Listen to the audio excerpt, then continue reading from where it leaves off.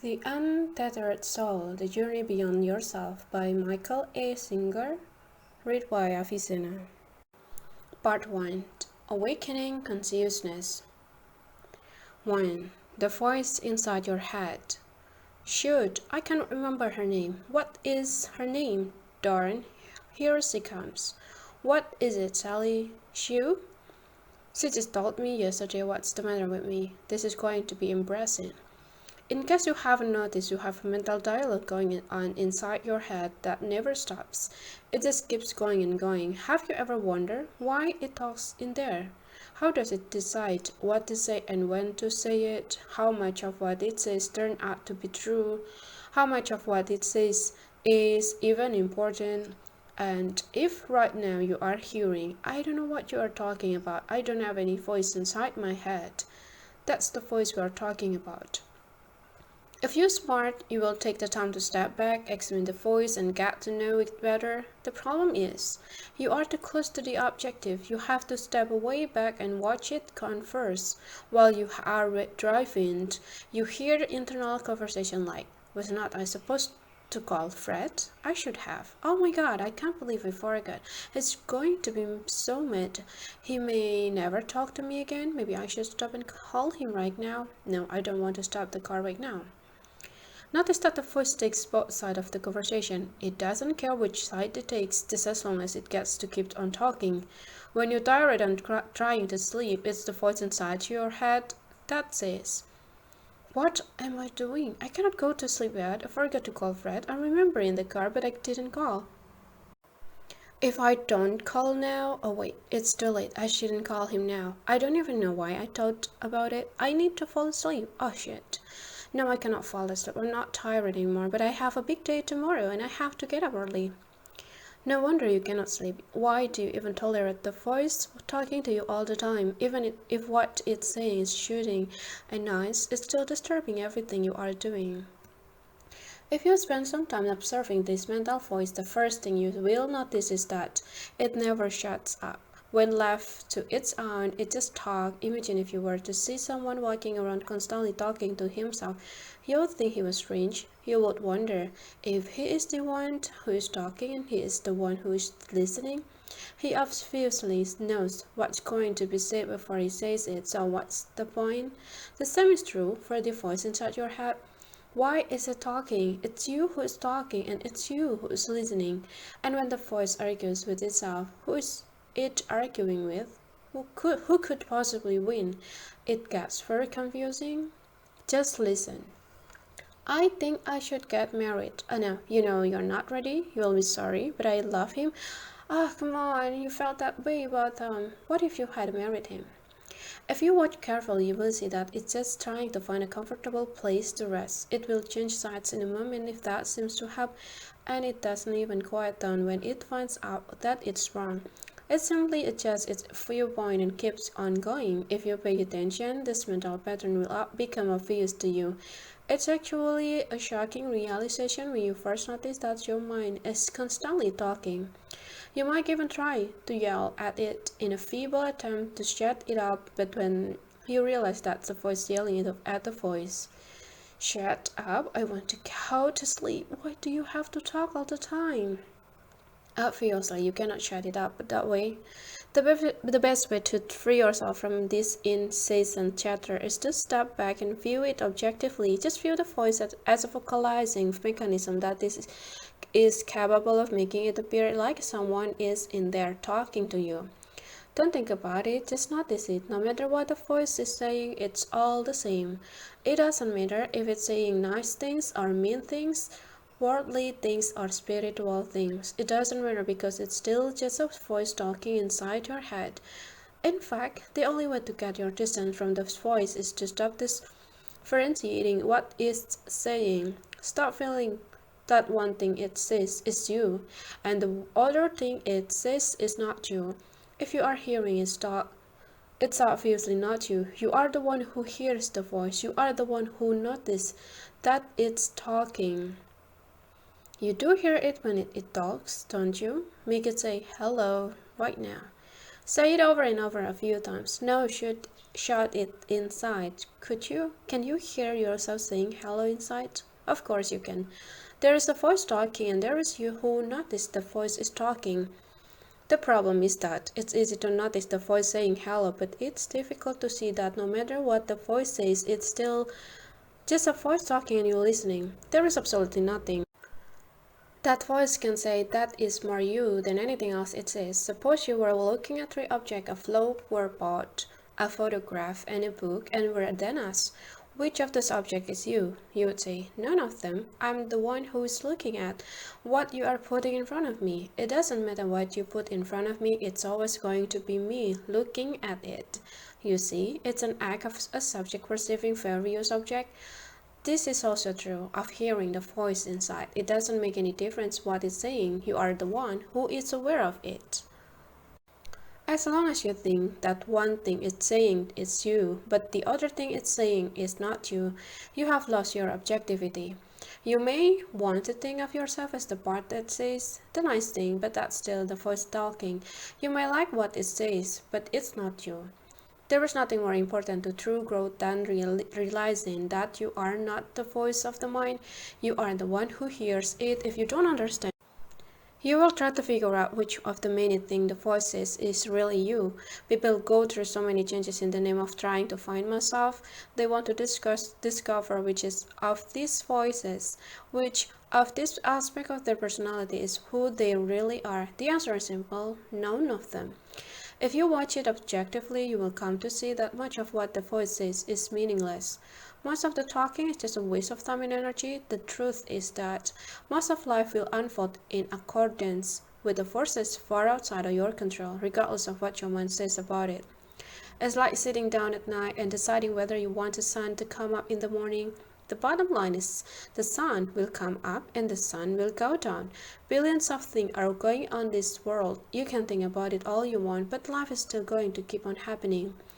In fact, your thoughts have far less impact on this world than you would like to think. If you are willing to be objective and watch all your thoughts, you will see that the vast majority of them have no relevance. They have no effect on anything or anybody except you. They are simply making you feel better or worse about what's going on now, what has gone on this past, or what might go on the future. If you spend your time hoping that it doesn't rain tomorrow, you are wasting your time. Your thoughts don't change the rain. You will someday come to see that there is no use for that incessant internal chatter, and there is no reason to constantly attempt to figure everything out. Eventually you will see that the real cause of problem is not life itself. It's the commotion the mind makes about life that really causes problems.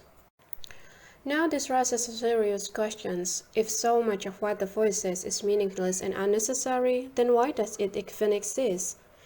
The secret to answering this question lies in understanding why it says what it says when it says it. For example, in some cases the mental voice talk for some reason that a tackle whistlers. That is, there is a build-up of energy inside that needs to be released. If you watch objectively, you will see that when there is a build-up of nervous, fearful, or desire-based energies inside, the voice becomes extremely active. This is easy to see when you are angry with someone and you feel like telling them off. Just watch how many times the inner voice tells them off before you even see them. When energy builds up inside, you want to do something about it. That voice talks because you are not okay inside, and talking releases energy. You will notice, however, that even when you are not particularly bothered by something, it still talks. When you are walking down in the street, it says things like, "Look at that dog, it's a Labrador. Hey, there's another dog in the car. He looks a lot like my first dog, Shadow. Wow, there's an Oldsmobile. It's got elastic plates. You don't see many of those down here." It's actually narrating the world for you. But why do you need this? You already see what's happening outside. How does it help to repeat it to yourself through the mental voice? You should.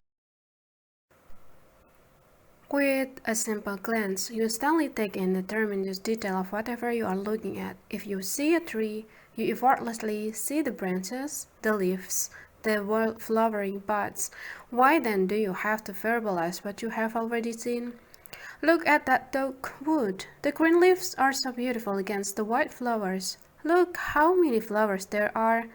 Wow, it's so full.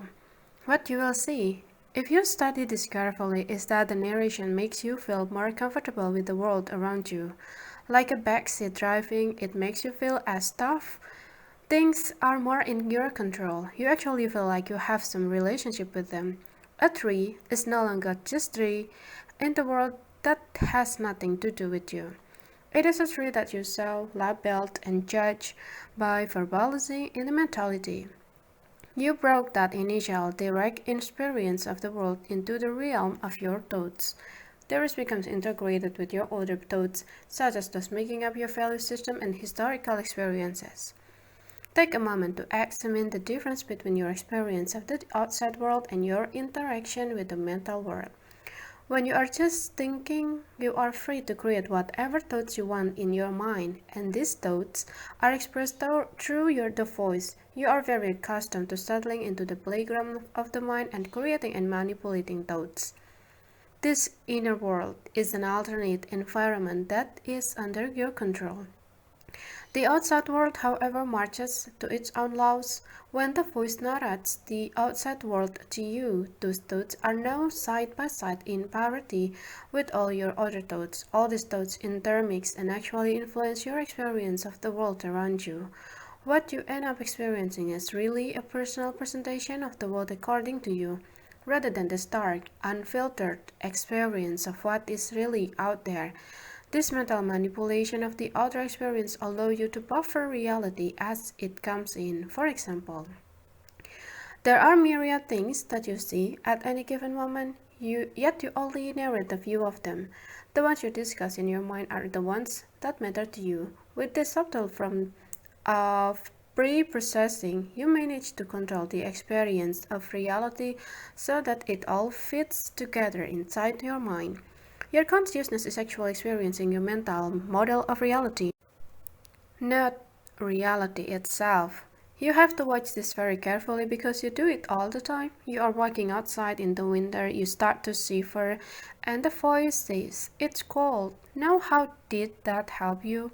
You already knew it was cold. You are the one who experiencing the cold. Why is it telling you this? You recreate the world within your mind because you can control your mind, whereas you cannot control the world. That is why you mentally talk about it. If you cannot get the world the way you like it, you internally verbalize it, judge it, complain about it, and then decide what to do about it. This makes you feel more empowered. When your body experiences cold, there may be nothing you can do to affect the temperature, but when your mind verbalizes it's cold, you can say, we are almost home, just a few more minutes. Now you feel better. In the thought world, there is always something you can do to control the experience. Basically, you recreate the outside world inside yourself and then you live in your mind. What if you decide not to do this? If you decide not to narrate and instead just consciously observe the world, you will feel more open and exposed. This is because you really don't know what will happen next and your mind is accustomed to helping you. It does this by processing your current experiences in a way that makes them fit with your views of the past and visions of the future. All of this helps to create a semblance of control. If your mind does not do this, you simply become too uncomfortable. Reality is just too real for most of us, so we temper it with the mind. You will come to see that the mind talks all the time because you gave it a job to do. You use it as a protection mechanism, a form of defense. Ultimately, it makes you feel more secure as long as that you want. You will be forced to constantly use your mind to buffer yourself from life instead of living it. This world is unfolding and really has very little to do with you or your thoughts. It was here long before you come, and it will be here long after you leave. In the name of attempting to hold the world together, you are really just trying to hold yourself together. True personal growth is about transcending the part of you that is not okay and needs protection. This is done by constantly remembering that you are the one inside that notices the voice talking. That is the way out. The one inside who is aware that you are always talking to yourself about yourself is always silent.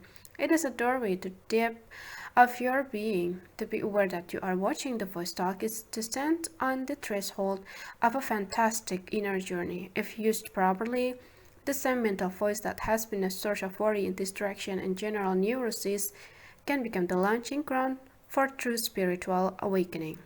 Come to know the one who watches the voice, and you will come to know one of the great mysteries of creation. Number 2. Your inner roommate. Your inner growth is completely dependent upon the realization that the only way to find peace and contentment is to stop thinking about yourself. You are ready to grow when you finally realize that the I, who is always talking inside, will never be content. It always has a problem with something. Honestly, when was the last time you really had nothing bothering you?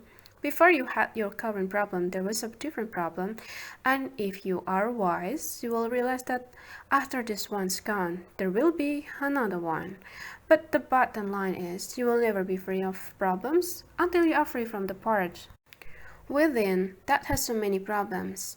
When a problem is disturbing you, don't ask, what should I do about it? Ask, what part of me is being disturbed by this? If you ask, what should I do about it? You have already fallen into believing that there really is a problem outside that must be dealt with. If you want to achieve peace in the face of your problem, you must understand why you perceive a particular situation as a problem. If you are feeling jealousy, instead of trying to see how you can protect yourself, just ask, what part of me is jealous? That will cause you to look inside and see that there is a part of you that's having a problem with jealousy. Once you clearly see the disturbed part, then ask, who is it that sees this?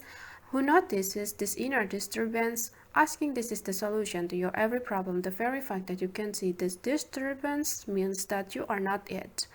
The process of seeing something requires a subject-object relationship. The subject is called the witness. Because it is the one who sees what's happening, the object is what you are seeing. In this case, the inner disturbance, this act of maintaining objective awareness of the inner problem is always better than losing yourself in the outer situation. This is the essential difference between a spirituality-minded person and a worldly person. Worldly does not mean that you have money or status. Worldly means that you think the solution to your inner problem is in the world outside. You think that if you change things outside, you will be okay. But nobody has ever truly become okay by changing things outside. There is always the next problem. The only real solution is to take the seat of witness consciousness and completely change your frame of reference. To attain true inner freedom, you must be able to objectively watch your problems instead of being lost in them.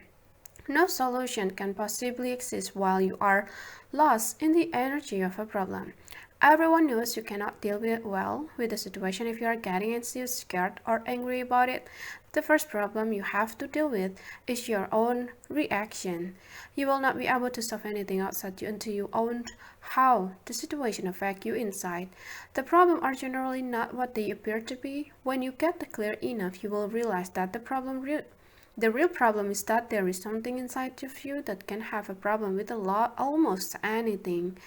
The first step is to deal with that part of you. This involves a change of form, outer solution consciousness to inner solution consciousness. You have to break a habit of thinking that the solution to your problem is to rearrange things outside. The only permanent solution to your problem is to go inside and let go of the part of you that seems to have so many problems with reality. Once you do that, you will be clear enough to deal with what's left. There really is a way to let go of the part of you that sees everything as a problem. It may seem impossible, but it's not. There is a part of your being that can actually abstract from your own melodrama. You can watch yourself be jealous or angry. You don't have to think about it or analyze it. You can just be aware of it. Who is it that sees all this? Who noticed the changes going on inside? When you tell a friend, every time I talk to Tom, it's got me so upset.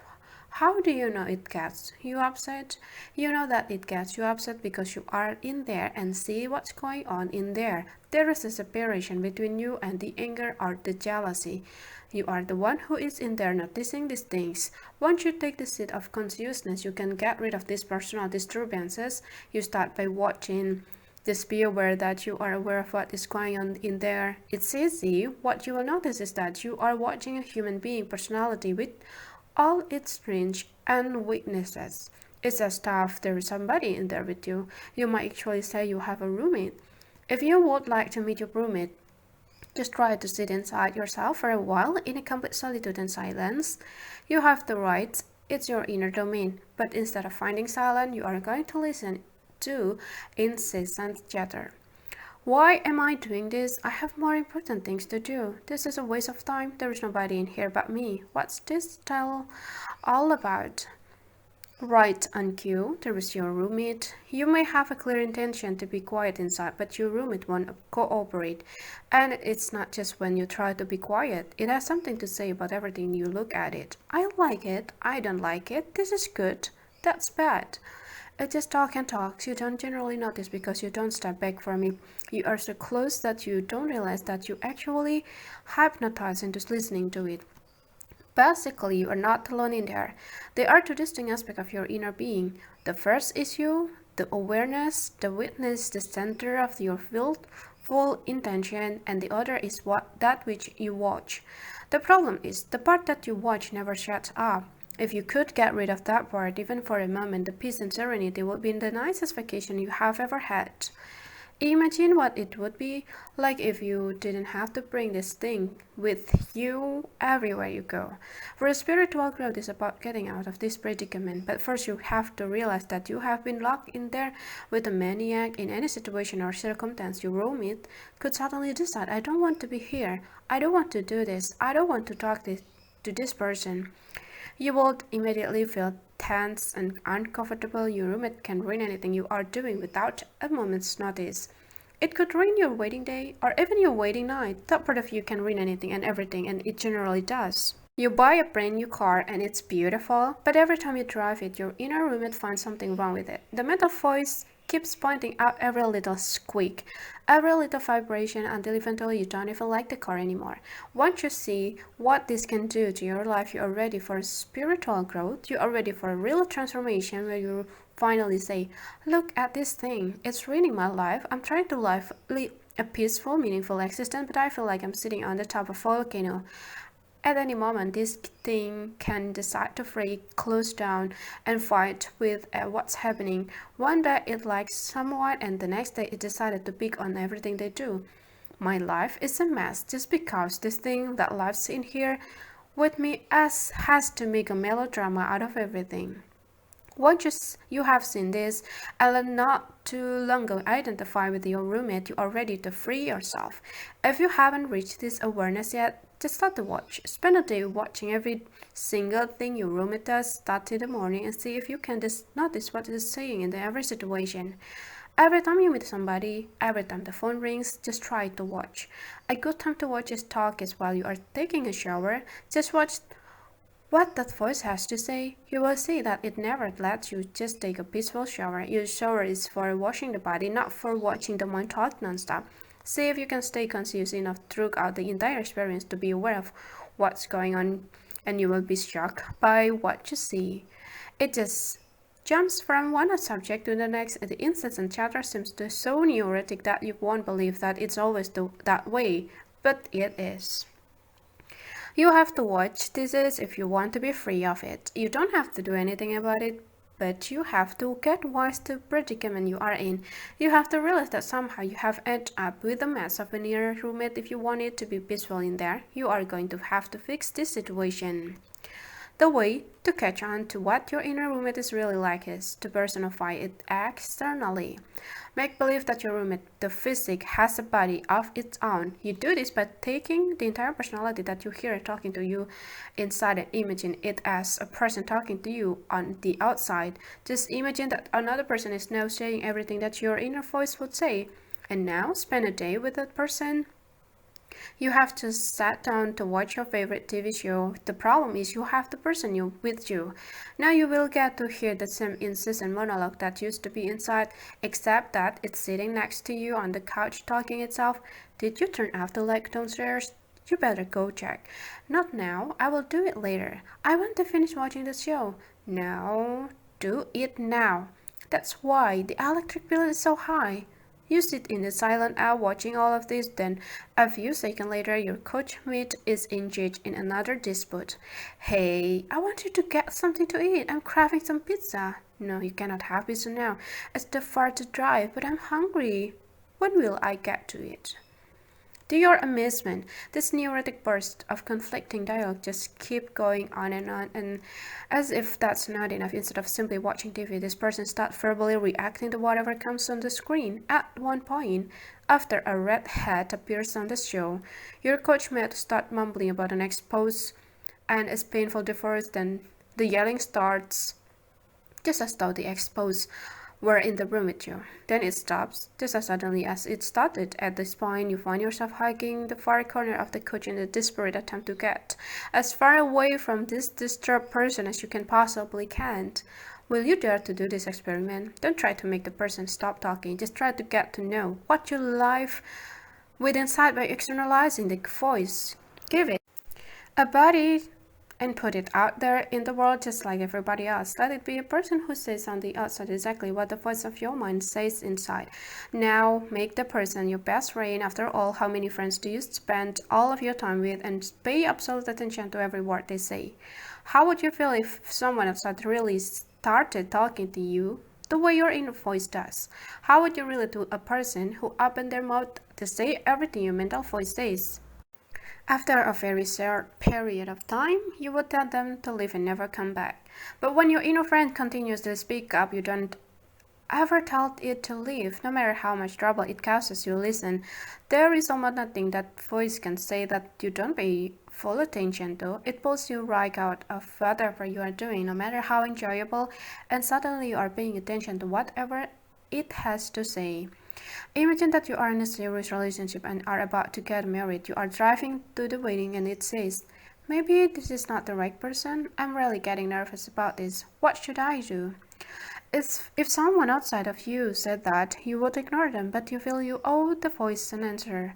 You have to convince your nervous mind that this is the right person or it won't let you walk down the aisle. That's how much respect you have for the neurotic thing inside of you. You know that if you don't listen to it, it will bother you every day of your life. I told you so. I told you not to get married. I said I was not sure. The bottom line is undeniable. If somehow that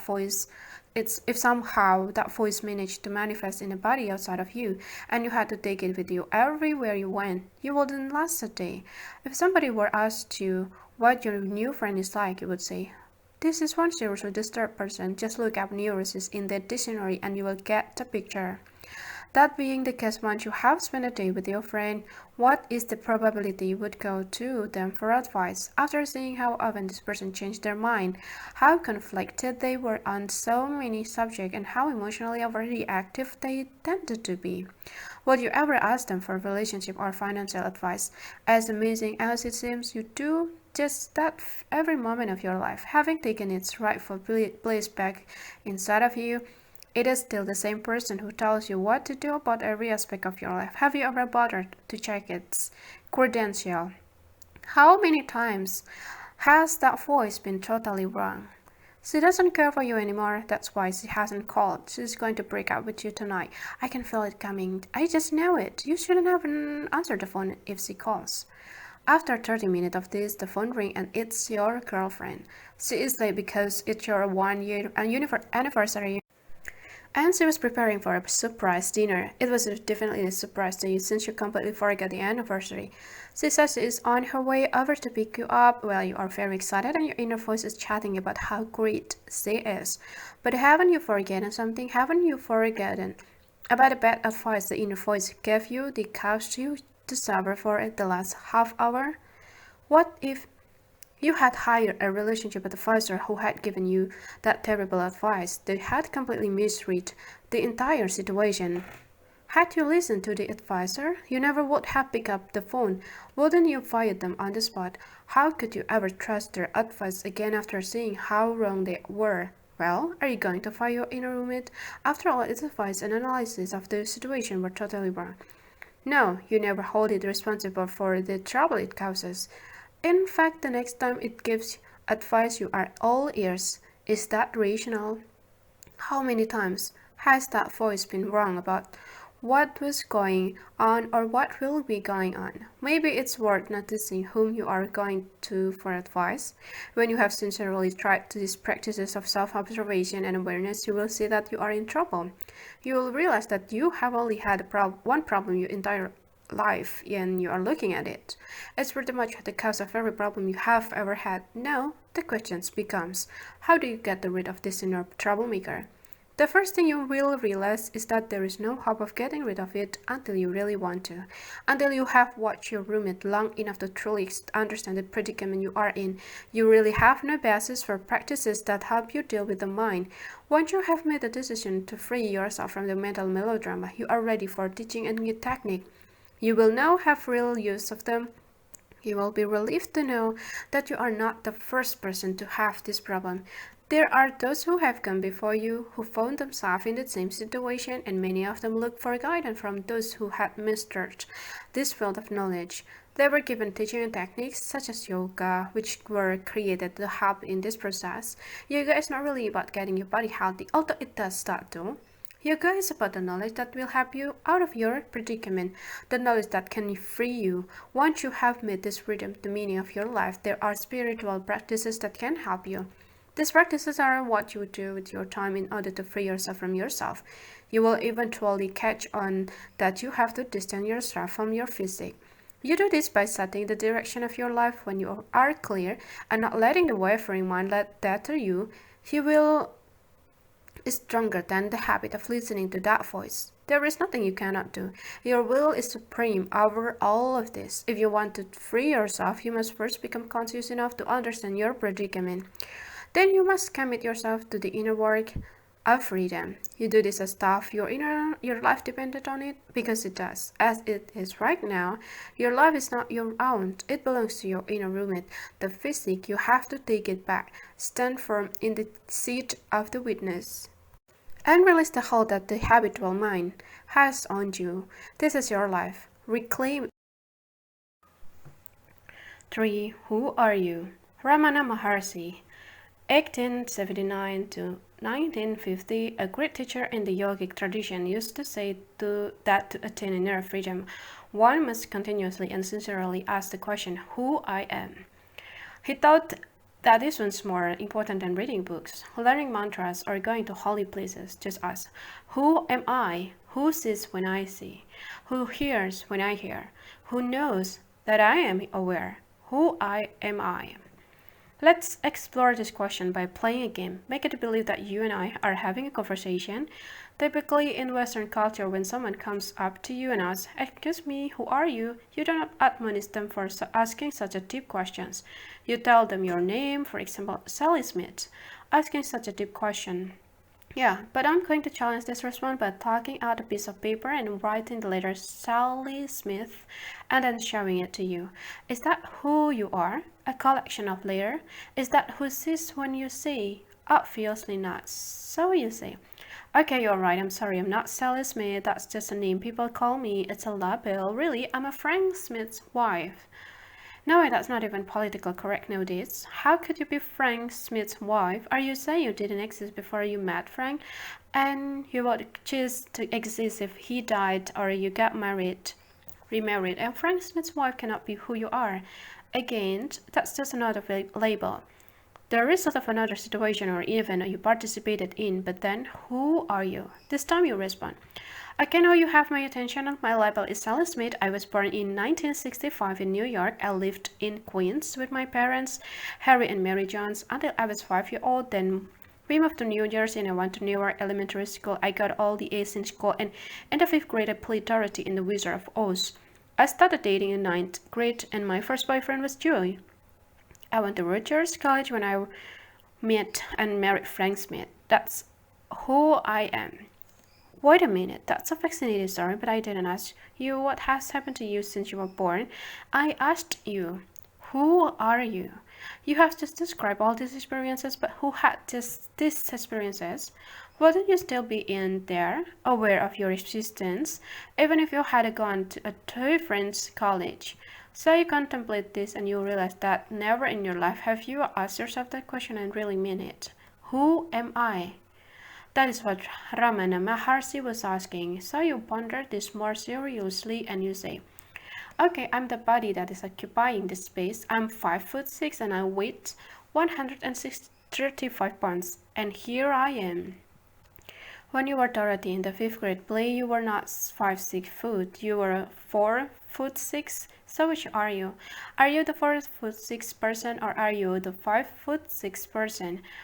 Were not you in there when you were Dorothy? You told me you were. Are not you the one who had the experience of being Dorothy in the 5th grade play and is now having the experience of trying to answer my questions? Isn't this the same you?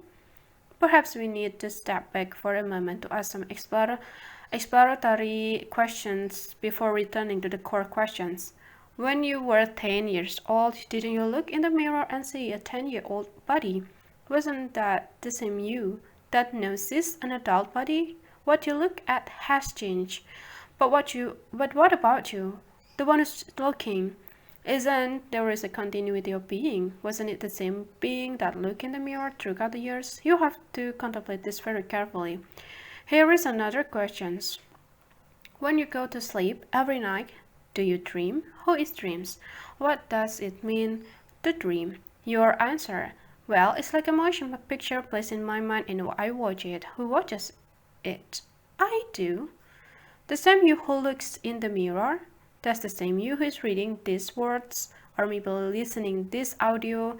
Also look in the mirror and watch the dreams. When you awake, you know you saw the dream. There is a continuity of conscious awareness of being. Ramana was just asking some very simple questions. Who sees when you see? Who hears when you hear? Who watches the dreams? Who looks at the image in the mirror? Who is it that is having all these experiences? If you try to just give honest intuitive answer, you are simply going to say, me? It's me. I'm in here experiencing all of this. That's about the best answer you will have. It's actually pretty easy to see that you are not the object you look at it. It's a classic case of subject-object. It's you, the subject, that is looking at the object. So we don't have to go through every object in the universe and say that the object is not you. We can very easily generalize by saying that if you are the one who is looking at something, then that something is not you. So right away, in one fell swoop, you know what you are not. You're not the outside world. You are the one who is inside looking out at the world. That was easy. Now at least we have eliminated the countless things outside, but who are you? And where are you if you are not outside with all the other things? You just have to pay attention and realize that you would still be in there experiencing feeling, even if all the outside objects disappear. Imagine how much fear you would feel. You might also feel frustration and even anger, but who would be feeling these things? Again, you say, me. And that's the right answer. The same me experiences both the outside world and the inside emotion. To take a clear look at this, imagine that if you are watching a dog play outdoors, suddenly you hear a noise right behind you, a hiss, like a rattling snake.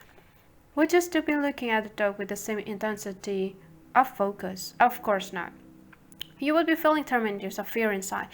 Though the dog would still be playing in front of you, you would be completely preoccupied with the experience of fear. All of your attention can very quickly become absorbed in your emotions. But who feels the fear? It's not it the same who was watching the dog. Who feels love when you feel love? If you feel so much love that it's hard to keep your eyes open, you can become so absorbed in a beautiful inner feeling or frightening inner fears. That is not hard to focus on. Outer object in essence, inside and outside object compete for your attention. You are in there having both inner and outer experiences, but who are you? To explore this more deeply, answer another question. Don't you have times when you are not having emotional experiences and instead you just feel quiet inside? You are still in there, but you are just aware of peaceful quiet. Eventually you will begin to realize that the outside world and the flow of inner emotion come and go, but you, the one who experiences these things, remain consciously aware of the whatever passes before you. But where are you? Maybe we can find it. You in your thoughts. Rene Descartes, a great philosopher, once said, I think, therefore I am. But is that really what's going on? The dictionary defines the verb to think as the form thoughts, to use the mind to consider with ideas and make judgment. The question is, Who is using the mind to form thoughts and then manipulate them into ideas and judgment? Does this experiencer of thoughts exist even when thoughts are not present? Fortunately, you don't have to think about it. You are very aware of your presence of being, your sense of existence without the help of thoughts. When you go into deep meditation, for example, the thoughts stop, you know that they have stopped. You don't think it. You are simply aware of no thoughts and you come back and say, wow, I went into this deep meditation and for the first time my thoughts completely stopped. I was in a place of complete peace, harmony and quiet. If you are in there experiencing the peace that occurs when your thoughts stop, then obviously your existence is not dependent upon the act of thinking. Thoughts can stop and they can also get extremely noisy. Sometimes you have many more thoughts and then other times you might even tell someone, my mind is driving me crazy. Ever since you said those things to me, I cannot even sleep. My mind just wants shut up. Whose mind? Who is noticing these thoughts? Isn't it you? Don't you hear your thoughts inside? Are not you aware of their existence? In fact, cannot you get rid of them? If you start to have a thought you don't like, cannot you try to make it go away? People struggle with thoughts all the time. Who is it that is aware of the thoughts? And who is it that struggles with them? Again, you have a subject-object relationship with your thoughts. You are the subject. Thoughts are just another object you can be aware of. You are not your thoughts. You are simply aware of your thoughts. Finally, you say, fine, I'm not anything in the outside world and I'm not the emotion. This outer inner object come and go and I experience them. Plus, I'm not the thoughts. They can be quiet or noisy, happy or sad. Thoughts are just something else I'm not aware of, but who I am. It's thought to become a serious question. Who am I? Who is having all these physical, emotional, and mental experiences, so you contemplate this question a little deeper. This is done by letting go of the experiences and noticing who is left. You will begin to notice who is experiencing an experience. Eventually, you will get to a point within yourself where you realize that you, the experiencer, have a certain quality, and that quality is awareness, consciousness, an intuitive sense of existence. You know that you are in there. You don't have to think about it. You just know. You can think about it if you want to, but you will know that you are thinking about it. You exist regardless thoughts or no thoughts. To make this more experimental, let's try a consciousness experiment. Notice that with a single glance at the room or out a window, you don't usually see the full detail of everything that's in front of you. You are effortlessly aware of all the objects that are within the scope of your vision and both near and far away without moving your head or eyes. You perceive all the intricate detail of what you immediately see. Look at all the colors, the variation of light, the grain of the wood furniture, and the architecture of building, and the variation of the bark and leaves on the trees. Notice that you take all this in at once without having to think about it, and no thoughts are necessary. You just see it. Now try to use thoughts to isolate, label, and describe all the intricate detail of what you see. How long would it take your mental voice to describe all the detail to you versus the instantaneous snapshot of consciousness just seeing? When you just look without creating thoughts, your consciousness is effortlessly aware of and fully comprehends all that it sees. Consciousness is the highest word you will ever utter. There is nothing higher and deeper than in consciousness. Consciousness is pure awareness. But what is awareness? Let's try another experiment. Let's say you are in a room looking at a group of people in a piano.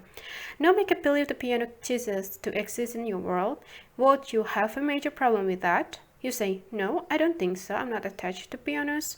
Okay, then make believe the people in the room cease to exist. Are you still okay? Can you handle it? You say, sure, I like being alone. Now make believe your awareness does not exist. Just turn it off. How are you doing now? What would it be like if your awareness does not exist? It's actually pretty simple. You wouldn't be there. There would be no sense of me. Wouldn't be anyone in there to say, wow, I used to be in here, but now I'm not. There would be no longer be an awareness of being, and without the awareness of being, our consciousness, there is nothing. Are there objects? Who knows? If no one is aware of the object, their existence or non-existence become completely irrelevant. It does not matter how many things are in front of you. If you turn off the consciousness, there is nothing. If you are conscious, however, there can be nothing if you in front of you, but you are fully aware that there is nothing. It's really not that complicated, and it's very enlightening. So now if I ask you, who are you? You answer, I am the one who sees. From back in here somewhere, I look out and I am aware of the event, thoughts and emotions that pass before me. If you go very deep, that is where you live. You live in the seat of consciousness and true spiritual being live there without effort and without intent, just as you effortlessly look outside and see all that you could see. You will eventually sit far enough back inside to see all your thoughts and emotions as well as outer form. All of these objects are in front of you. The thoughts are closer in, the emotions are a little farther away, and form is way out there behind it all. There you are. You go so deep that you realize that's where you have always been. At each stage of your life, you have seen different thoughts, emotions, and objects pass before you, but you have not always been the conscious receiver of all that was. Now you are in the center of the consciousness, you are behind everything, just watching. That is your true home. Take everything else away and you are still there, aware that everything is gone. But take the center of awareness away and there is nothing. The center is the seat of self. From the seat, you are aware that there are thoughts, emotion, and the word coming in through your sense. But no, you are aware of that, or you are aware. That is the Number 4. The lucid self. There is a type of dream called the lucid dream in which you know that you are dreaming. If you fly in the dream, you know that you are flying. You think, hey, look, I'm dreaming that I'm flying. I'm going to fly over there. You are actually conscious enough to know that you are flying in the dream and that you are dreaming the dream. That's very different from regular dreams in which you are fully immersed in the dream. This distinction is exactly the difference between being aware of that you are aware in your daily life and not being aware that you are aware. When you are an aware being, you no longer become completely immersed in the event around you. Instead, you remain inwardly aware that you are the one who is experiencing both the event and the corresponding thoughts and emotions. When a thought is created in this state of awareness, instead of getting lost in it, you remain aware that you are the one who is thinking the thought. You are lucid. This raises some very interesting questions. If you are in the dwindling being who is experiencing all this, then why do this different level of perception exist? When you are seated in the awareness of self, you are lucid. Where are you when you are not seated deeply enough inside the self to be the conscious experiencer of all you are experiencing? To begin with, consciousness has the ability to do what is called focus. It is part of the nature of consciousness. The essence of consciousness is awareness, and awareness has the ability to become more aware of one thing and less aware of something else. In other words, it has the ability to focus itself on certain object. The teacher says, concentrate on what I am saying. What does that mean? It means focus your consciousness on one place. Teachers figure you know how to do that. Who taught you how to do that? What class in high school taught you how to take your consciousness and move it somewhere in order to focus on something? Nobody taught you this. It was intuitive and natural. You have always known how to do it. So we do know that consciousness exists. We just don't normally talk about it. You probably went through grade school, high school, college without anyone discussing the nature of consciousness. Fortunately, the nature of consciousness has been studied very closely in deep teachings such as yoga. In fact, in ancient teaching of yoga are all about consciousness. The best way to learn about consciousness is through your own direct experience. For example, you know very well that your consciousness can be aware of the wider field of object, or it can be so focused on one object that you are unaware of anything else. This is what happens when you get lost in thoughts. You can be reading and then suddenly you're not reading anymore. It happens all the time. You just start thinking about something else. Outside object or mental thoughts can catch your attention at any time, but it's still the same awareness whether it is focused on the outside or on your thoughts. The key is that consciousness has been the ability to concentrate on different things. The subject, consciousness, has the ability to selectively focus awareness on a specific object. If you step back, you will clearly see that objects are constantly present before you at all three levels: mental, emotional, and physical. When you are not centered, your consciousness invariably gets attracted toward one or more of those subjects and focuses on them. If it concentrates enough, your sense of awareness loses itself in the object. It is no longer aware of that, it is aware of the object. It just becomes subject conscious. Have you ever noticed that when you are deeply absorbed in watching TV, you have no awareness of where you are sitting or what else is going on in the room? The TV analogy is perfect for examining how our center of consciousness shifts from awareness of self of being lost in the object we are focused on. Viewpoint. The difference is that instead of sitting in your living room getting absorbed in the TV, you are sitting in the center of consciousness getting absorbed in the screen of mind, emotion, and outside images. When you concentrate on the world of the physical sense, it draws you in. Then your emotional and mental reaction draw you in further. At that point, you are no longer sitting in the center cell. You are absorbed in the inner show you are watching. Let's look at your inner show. You have an underlying pattern of thoughts that goes on around you all the time, and this pattern of thoughts stays pretty much the same. You are as familiar and comfortable with your normal thought pattern as you are with the living space of your home. You also have emotions that are your norm and a certain amount of fear, a certain amount of love, and a certain amount of insecurity. You know that if certain things happen, one or more of these emotions will flare up and dominate your awareness. Then, eventually, they will settle back down to the norm. You know this so well that you are very busy inside making sure nothing happens to create these disturbances. In fact, you are so preoccupied with controlling your world of thoughts and emotions and physical sensation that you don't even know you are in there. That is the normal state for most people. When you are in this last state, you get so totally absorbed in the object of thoughts, feeling the sense, that you forget the subject. Right now you are sitting inside the center of consciousness watching your personal TV show, but there are so many interesting objects distracting your consciousness that you cannot help but get drawn into them. It's overwhelming. It's a three-dimensional. It's all around you.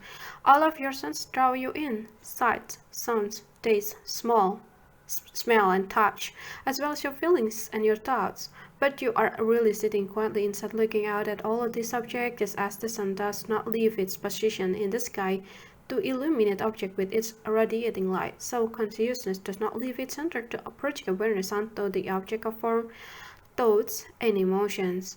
If you ever want to recenter, just start saying hello inside over and over, then notice that you are aware of that thought. Don't think about being aware of it.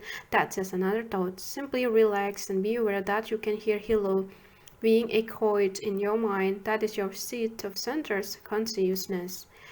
Now let's move from the small screen to the big one. Let's study consciousness using the example of a movie. When you go to a movie, you let yourself get drawn in as a part of the experience of watching the movie. With our movie, you used to sense, seeing and hearing, and it's very important that this sense of synchronize. You wouldn't get as involved in the film if they didn't.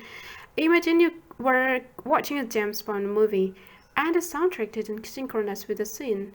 So instead of getting drawn into the magical world of the movie, you would remain very aware that you were sitting in the theater and that something was wrong.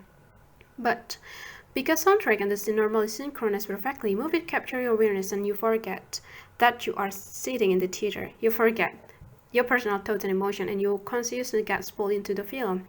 It is actually quite phenomenal to contemplate the difference between the experience of sitting the next to stranger in the cold, dark theater versus being absorbed in the movie that you are really totally unaware of your surrounding. In fact, with an engaging film, you may go for the full 2 hours without any awareness of yourself. So the synchronization of sight and sound is very important if your consciousness is to become absorbed in the movie, and that's just 2 of your sense. What will happen when your experience of a movie includes smell and taste? Imagine that you are experiencing a film in which someone is eating and you taste what they taste, smell and what they smell.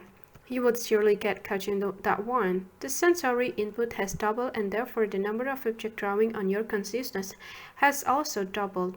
Sound, sights, taste, smell, and we haven't mentioned the big one yet.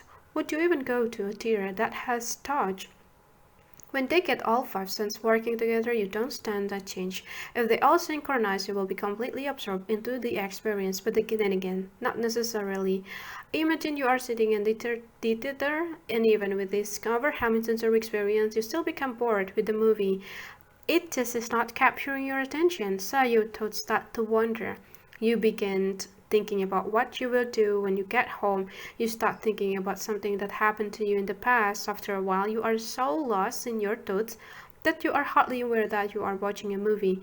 This occurs despite the fact that your five senses are still sending you all these movie messages. This can only happen because your thoughts can still occur independently of the movie. They provide an alternative place for the consciousness to focus. And now imagine that movies are made not only inject the five senses, but also make your thoughts and emotions synchronize with what's happening on the screen. With this movie experience, you are hearing, seeing, tasting, and suddenly you begin feeling the character emotion and thinking the character's thoughts. The character says, "I'm so nervous, should I ask her to marry me?" And suddenly security was up inside of you. Now we have the full dimension of the experience of five physical senses, plus thought and emotion. Imagine going to that movie and getting plugged in. Careful! That would be the end of you, as you know yourself. There will be no object of consciousness that is not synchronized with the experience. Any place your awareness falls would be part of the movie. Once the movie gets control of the thoughts, it's over. There is no you in there saying, "I don't like this movie, I want to leave." That would take an independent thought, but your thoughts have been taken over by the movie. Now you are completely lost. How will you ever get out? As scary as it sounds, that is your predicament in life. Because of this object you are aware of are in synchronous, you get stuck in and are no longer aware of your separateness from the object. The thoughts and the emotion move in accordance with the sight and the sounds. It all comes in and your consciousness gets totally absorbed in it. Unless you are fully seated in the witness consciousness, you are not back there being aware that you are the one watching all this, and that is what it means to be lost. The lost soul is the consciousness that has dropped into the place where one human's thoughts, emotions, and sensory perception of sight, sound, taste, touch, and smell are all synchronized. All these messages come back to one spot. Then the consciousness, which is capable of being aware of anything, makes the mistake of focusing on that one spot too closely. When the consciousness gets stuck in, it no longer knows itself as itself. It knows itself as the object it is experiencing. In the other words, you perceive yourself as this object. You think you are the sum of your learned experiences. That is what you will think when you go to one of these advanced movies. At such a movie, you would first get to select which character you want to be. Let's say you decide, "I will be James Bond." Okay, but when you push the button, that's it. The button had better be on the timer. You, as you currently know yourself, are no longer there. Since all your thoughts are no James Bond's thoughts, your entire existing self-concept is gone. Remember, your self-concept is just a collection of thoughts about yourself. Likewise, your emotions are the bones, and you are watching the movie through the visual and auditory perspective. The only aspect of your being that remains the same is the consciousness that is aware of this object. It is the same center of awareness, and that was aware of your old set of thoughts, emotion, and sensory input. Now someone turns off the movie, immediately bones, thoughts, and emotion are replaced with your old set of thoughts and emotion. You are back to thinking that you are a 40-year-old woman. All the thoughts match, all the emotion match. Everything looks like, smells like, tastes like, and feels like it did before. But that does not change the fact that it is all just something consciousness experiencing. It is all just object of consciousness, and you are the consciousness. What differentiates a consciousness center being from a person who is not so conscious is simply the focus of their awareness. It's not a difference in the consciousness itself. All consciousness is the same, just as the light from the sun is the same. All awareness is the same. Consciousness is neither pure nor impure. It has no qualities. It's just there, aware that it's aware. The difference is that when your consciousness is not centered within, it becomes totally focused on the object of consciousness. When you are a centered being, however, your consciousness is always aware of being conscious. Your awareness of being is independent of the inner and outer object you happen to be aware of. If you really want to understand this difference, you must begin to realizing that if consciousness can focus on anything, that being in the case of what if consciousness were to focus on itself, when that happens, instead of being aware of your thoughts, you are aware of your thoughts. You have turned the light of consciousness back into Anto itself. You are always contemplating something, but this time you are contemplating the source of consciousness. This is true meditation. True meditation is beyond the act of simple, one-pointed concentration. For the deepest meditation, you must not only have the ability to focus your consciousness completely on one subject, you must also have the ability to make awareness itself be that object. In the highest state, the focus of consciousness is turned back to the self. When you contemplate the nature of self, you are meditating. That is why meditation is the highest state. It is the return to the root of your being, the simple awareness of being aware. Once you become conscious of the consciousness itself, you attain a totally different state. You are now aware of who you are. You have become an awakened being. It's really just the most natural things in the world, and here I am. Here I always was. It's like you have been on the couch watching TV, but you were totally immersed in the show that you forgot where you were. Someone shocked you, and now you are back to the awareness that you are sitting on the couch watching TV. Nothing else changed. You simply stopped projecting your sense of self onto that particular object of consciousness. You woke up.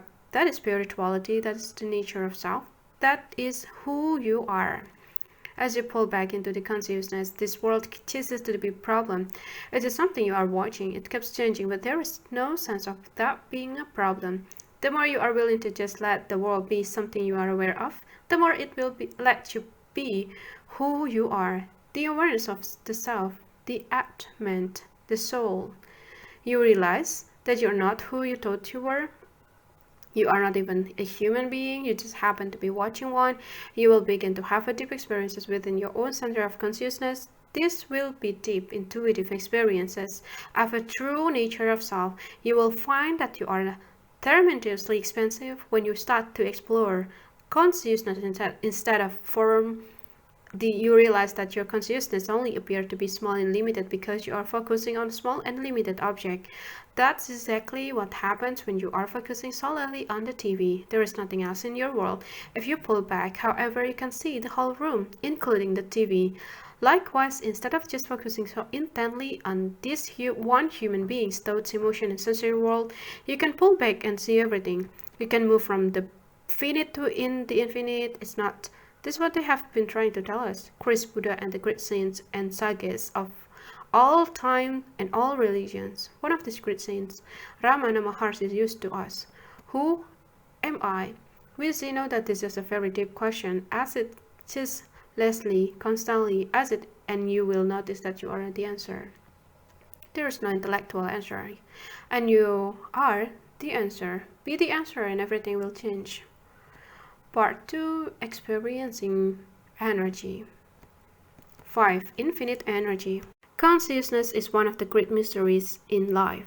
Inner energy is another. It's actually a shame how little attention the Western world pays to the law of inner energy. We study the energy outside and give great value to energy resources, but we ignore the energy within. People go about their life thinking, feeling, and acting without the understanding of what makes these activities take place. The truth is, every movement of your body, every emotion you have, every thought that passes through your mind is an expenditure of energy, just as everything that happens outside in the physical world requires energy. Everything that happens inside requires an expenditure of energy. For example, if you concentrate on the thought and another thought interferes, you will have to exert an opposing force to fight the interfering thought. That requires energy and it can wear you out. Likewise, if you have a thought that you are trying to hold in your mind but it keeps drifting off, you have to willfully concentrate to bring it back. When you do this, you are actually sending more energy to the thought in order to hold it in a given place. You also exert energy to deal with your emotion. If you have an emotion you don't like and it's interfering with what you are doing, you just push it aside. You do it almost instinctively so that the unwanted emotion does not come up and disturb you. Every one of these acts is an expenditure of energy. Creating thoughts, holding on to thoughts, recalling thoughts, generating emotion, controlling emotion, and disciplining powerful inner drives all require a tremendous expenditure of energy. Where does all this energy comes from? Why? Is the energy there sometimes and at the other times you feel completely drained? Have you ever noticed that when you are mentally and emotionally drained, food does not help that much? Conversely, if you look at the times in your life when you were in love or excited and inspired by something, you were so filled with energy that you didn't even want to eat. This energy we are discussing does not come from the calories your body burns from food. There is a source of energy you can draw upon from inside. It is distinct from the outer energy source, and the best way to examine this source of energy is to look at an example. Let's say that you are in your 20s and your girlfriend and boyfriend or boyfriends break up with you. You get so totally depressed that you start staying home alone soon because you don't have the energy to clean up everything ends up sprawled all over the floor. You can hardly get out of the bed, so you just sleep all the time. You must be eating because there are pizza boxes lying all around, but nothing seems to help. You just have no energy. Your friends invite you out, but you decline. You are simply too tired to do anything. Most people have been there at some time in their life. You feel that you have no way out and it seems like you will stay up there forever. Then suddenly one day the phone rings. It's your girlfriend, that's right. The one who dumped you 3 months ago. She is crying as she says, "Oh my god, do you remember? I hope you will still talk to me. It just feels so terrible leaving you. Was the worst mistake I ever made. I see now how important you are to me and I cannot live without you. The only real life I've ever felt in my life was during the time you were together. Would you please forgive me?" Yeah, I'm sorry, I just will not good to say these words. "Could you ever forgive me? Can I come over and see you?" "No, how are you doing? Seriously, how long does it take you to get enough energy to jump out of bed, clean up the apartment, take a shower, and get some color back in your face?" It's practically instantaneous. You are filled with energy the moment you hang up the phone. And how does this happen? You were completely drained for months and months. You had no energy. Then out of nowhere, in a matter of seconds, there is so much energy it blows you away. You cannot just ignore this enormous shift in your energy level. Where exactly did all the energy comes from? There was no sudden change in your eating or sleeping habit, yet when your girlfriend comes by, you end up talking all night and going out to see the sunrise in the morning. You are not tired at all. You are together again. You are holding hands and to get this rushes of joy just one stop overwhelming you. People see you and they remark that you look like a bundle of light. Where did all this energy come from? What you will see, if you watch carefully, is that you have a phenomenal amount of energy inside of you. It doesn't come from food and it doesn't come from sleep. This energy is always available to you. At any moment you can draw upon it. It just wells up and fills you from inside. When you are filled with this energy, you feel like you could take on the world. When it is flowing strongly, you can actually feel it coursing through you and wave. It gases up spontaneously from deep inside and restores, replenishes, and recharges you. The only reason you don't feel this energy all the time is because you block it. You block it because closing your heart, by closing your mind, and by pulling yourself into a restrictive space inside. This closeness, you are from all the energy. When you close your heart or close your mind, you hide in the darkness within you. There's no light, there is no energy, there is nothing flowing. The energy is still there, but it cannot get it. That is what it means to be blocked. That is why you have no energy when you depress. There are centers within the channel your energy flow. When you close them, there is no energy. When you open them, there is. All the various energy centers exist within you. The one you intuitively know the most about opening and closing is your heart. Let's say that you love somebody and you feel very open in their presence. Because you trust them, your walls come down, allowing you to feel lots of high energy. But if they do something you don't like, the next time you see them, don't feel so high. You don't feel as much love. Instead, you feel a tightness in your chest. And this happens because you close your heart. The heart is an energy center and it can open or close. The yogis call energy center chakras. When you close your heart center, energy cannot flow in. When energy cannot flow in, there is darkness. Depending upon how close you are, you either feel tremendous disturbance or overwhelming lethargy. Often people fluctuate between these two states.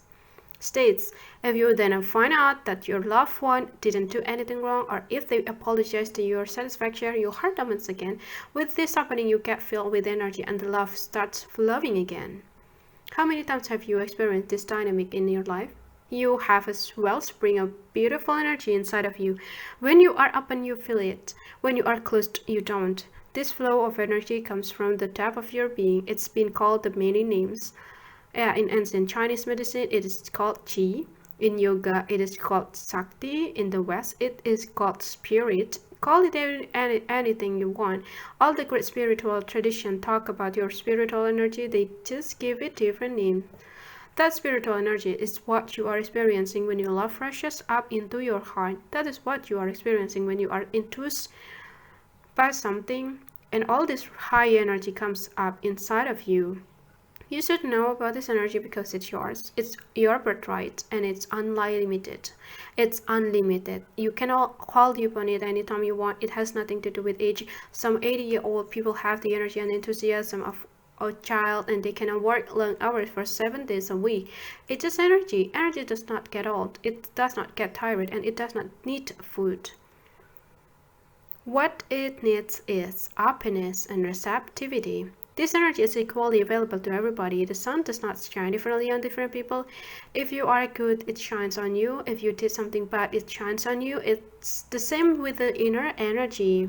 The only difference is that with the inner energy, you have the ability to close up inside the blockade. When you close, the energy stops flowing. When you open, all the energy rushes up inside of you. The true spiritual teachings are about this energy and how to open to it. The only thing you have to know is that the opening allows the energy in and closing block it out. Now you have to decide whether or not you want this energy. How high do you want to get? How much love do you want to feel? How much enthusiasm do you want to have for the things you do? If enjoying a full life means experiencing high energy, love, and enthusiasm all the time, then don't ever close. There is a very simple method for staying open. You stay open by never closing. It's really that simple. All you have to do is decide whether you are willing to stay open or whether you think it's worth closing. You can actually train yourself to forget how to close. Closing is a habit, and just like any other habit, it can be broken. For example, you could be the type of person who has an underlying fear of people and tends to close when you first meet them. You could actually be in the habit of experiencing an uptight closing sensation whenever somebody walks up to you. You can train yourself to do the opposite. You can train yourself to open every time you see a person. It's just a question of whatever you want to close or whatever you want to open. It's ultimately under your control. The problem is we don't exercise that control. Under normal circumstances, our state of openness is left to physiological factor. Basically, we are programmed to open or close based upon our past experiences. Impressions from the past are still inside of us and they get stimulated by different events. If they were negative impressions, we tend to close. If they were positive impressions, we tend to open. Let's say you smell a certain scent.